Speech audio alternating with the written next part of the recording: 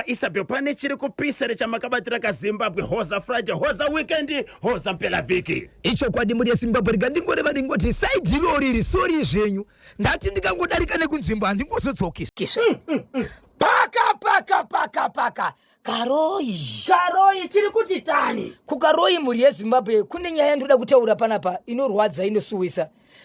pane plus pane vashandi vakati one day bosi wepo atori netractor inoendesa vanhu kumunda ichidzora vanhu kubva kumunda inotakura vanhu kuenda kumunda ichidzora vanhu kubva kumunda inzwa inyaya ndoda kutaura panapa muri yeZimbabwe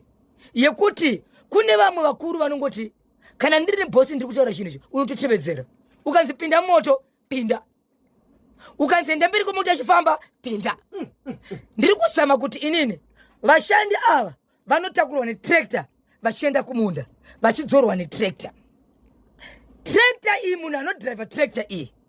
anorwara chirwere chekudonha chipfari yes ndifunga mafits okay but zviri kunetsa ndezvekuti munhu uyu anotaka kugwina dzimwe dzenguva achidhiraivha moto tractor chobuda murodhi yoenda musango hatisati tasangana nemunhu akuwara kana kudonhera kwaye mumuti but munhu anofamba netractor iyi akatoiswa nemurungu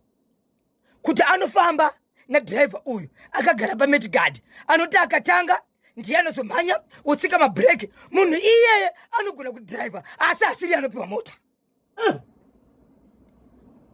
motokari iyi tractor kana yabuda murodhi ikaenda musango yazomira murume uyu anobviswa usumudzwa pamusoro apa nemunhu uyoyo woendeswa pasi wogwina woruma rurimi kusvika araiti ndiye anodzoriwa pasering oendesa vanhu kubasa vanhu vakada kukomplena iwe kana usingade basa uchiona sokuti uyu haagoni kudhiraivha ndiwe unogona siya basa racho saka kuti vasiye basa zvakare ndoro vanoshanda izvozvo ndo pane mari yavo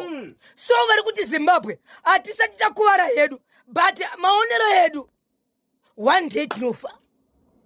zvava nenguva yakareba sezvichiitika munhu uyu atori netime hanari pabasa raanoita anongodhiraivha chete dzimwe dzenguva anotorwara asati auya kana kuti anotorwara tichibva kumunda wotonzi regaite right iko zvinozvo right ngaachienda pasering akudhiraivha akuenda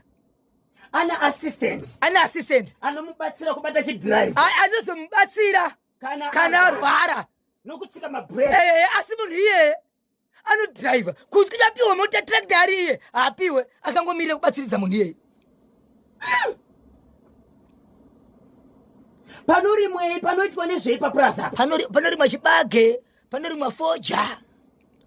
panorimwa zvinhu zvakawanda patori nevashandi vakawanda